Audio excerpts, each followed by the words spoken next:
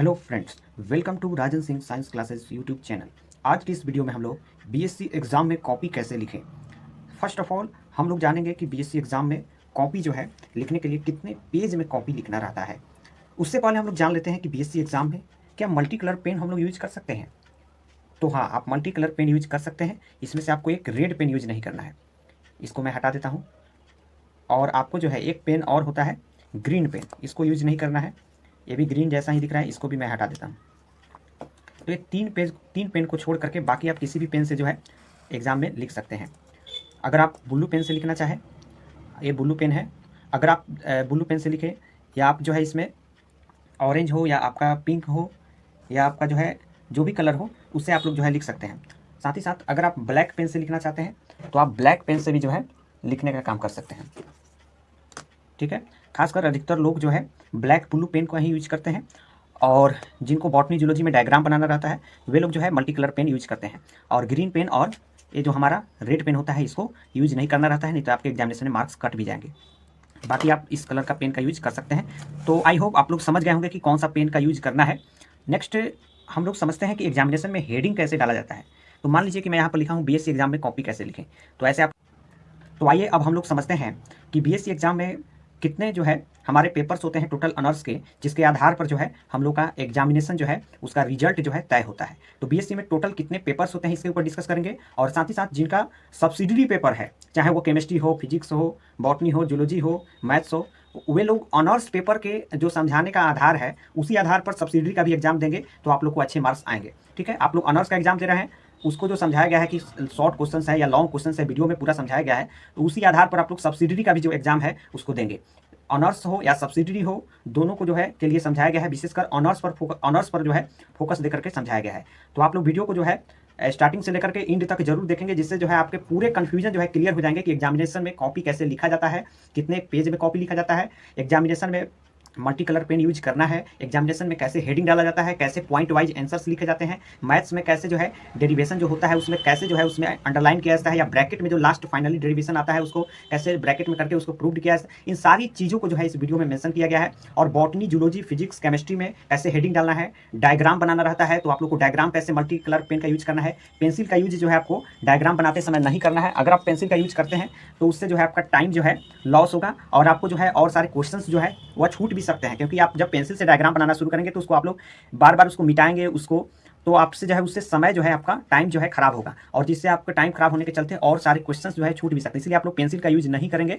अगर आपके यूनिवर्सिटी में एग्जाम जो है objective types, short types questions या कम जो क्वेश्चंस अगर आप पूछे जाते हैं और आपके पास अगर समय बचता है तो आप लोग पेंसिल का यूज कर सकते हैं। अदरवाइज आप लोग पेंसिल का यूज नहीं करेंगे तो अच्छा रहेगा, आप लोग पेन से ही सारे डायग्राम को बनाने का काम करेंगे। तो इतना आप लोग समझ गए, मैं इस पेंसिल को हटा देता हूँ। चलिए देखिए, आपका बीएससी कर रहे हैं तो बीएससी में अगर आपका फिजिक्स है, केमिस्ट्री है, बॉटनी है, जूलॉजी है, अथवा आपका मैथ्स है, अगर इसमें से कोई भी आपका ऑनर्स पेपर है तो आप इस वीडियो को देखिए। आपका जो है इसमें बताया जाएगा कि कौन से जो है हमारा जो पेपर होता है उसमें जो है कैसे जो हम लोग कॉपी को लिखते हैं। तो सबसे पहले देखेंगे, अगर हम लोग बात करें सबसे पहले कि आखिर बीएससी में कॉपी कैसे लिखना है, तो सभी लोग जानता है कि जो ऑनर्स पेपर होता है उसमें पार्ट 1 में हम लोग को जो है इसमें पेपर 1 और पेपर 2 जो है देना रहता है। ये फर्स्ट ईयर के अंतर्गत जो है देना रहता है।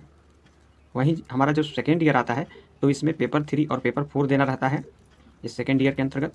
और वहीं हम लोग को पेपर 5, पेपर 6 और पेपर 7 और पेपर 8 जो कि फुली प्रैक्टिकल होता है प्रैक्टिकल वालों के लिए, और बाकी जो भी होते हैं उनके लिए जो है अपना वो थ्योरी होता है।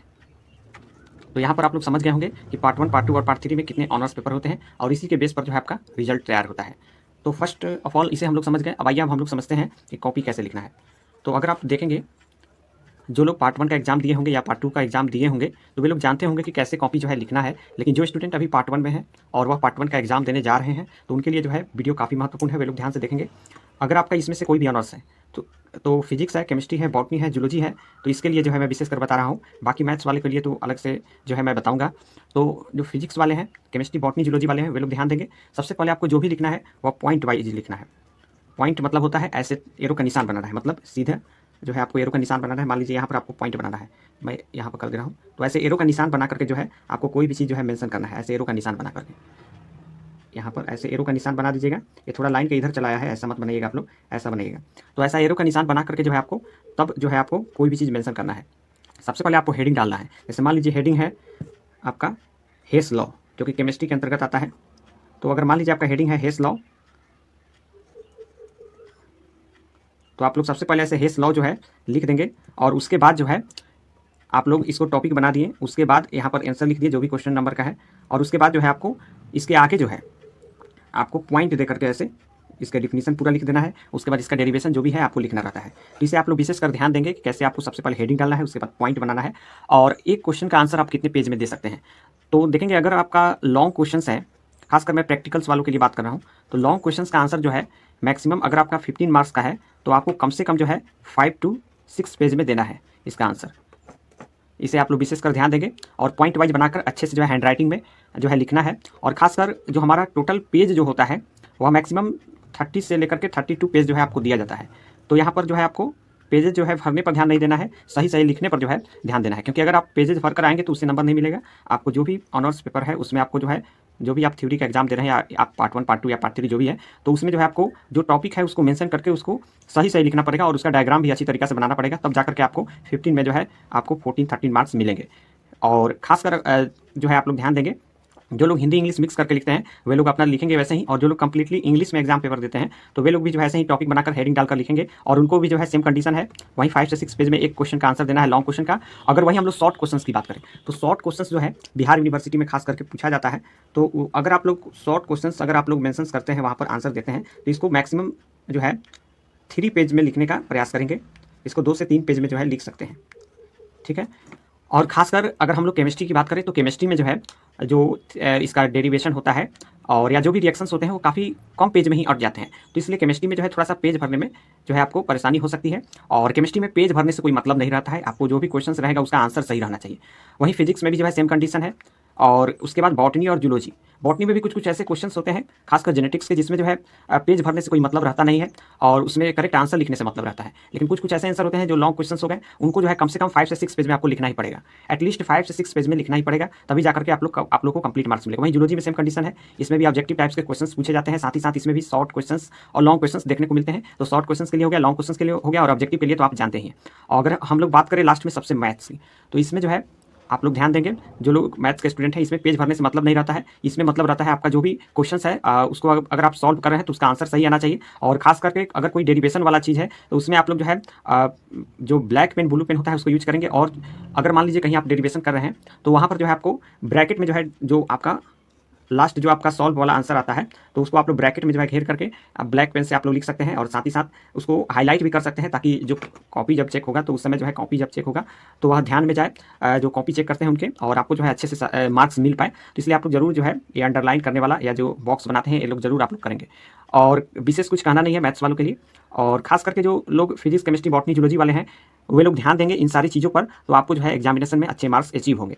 तो इस वीडियो में बस आई होप आप लोग पूरे बात को समझ गए होंगे कि बीएससी एग्जाम में कॉपी कैसे लिखा जाता है और कितने पेजेज में लिखने रहते हैं और कैसे हेडिंग डाला जाता है, कैसे पॉइंट वाइज लिखा जाता है। इन सारी चीज़ों को समझ गए होंगे और मल्टी कलर पेन यूज के बारे में भी समझ गए होंगे। अगर इसके अलावा भी अगर आपका कोई भी डाउट रह जाता है बीएससी एग्जाम में कॉपी कैसे लिखे तो आप लोग उसे कमेंट बॉक्स में कमेंट कर सकते हैं और वहाँ पर मैं जो है आपको उसका रिप्लाई दूंगा और वो आपको डाउट को मैं क्लियर करूंगा। इसलिए आप लोग कमेंट बॉक्स में कमेंट जरूर करेंगे। अगर आपको वीडियो अच्छा लगा है तो वीडियो को लाइक करिए, चैनल को सब्सक्राइब करिए और अपने दोस्तों में इस चैनल को शेयर करिए। Thanks for watching this video. फिर मिलते हैं हम लोग अगले नेक्स्ट वीडियो में।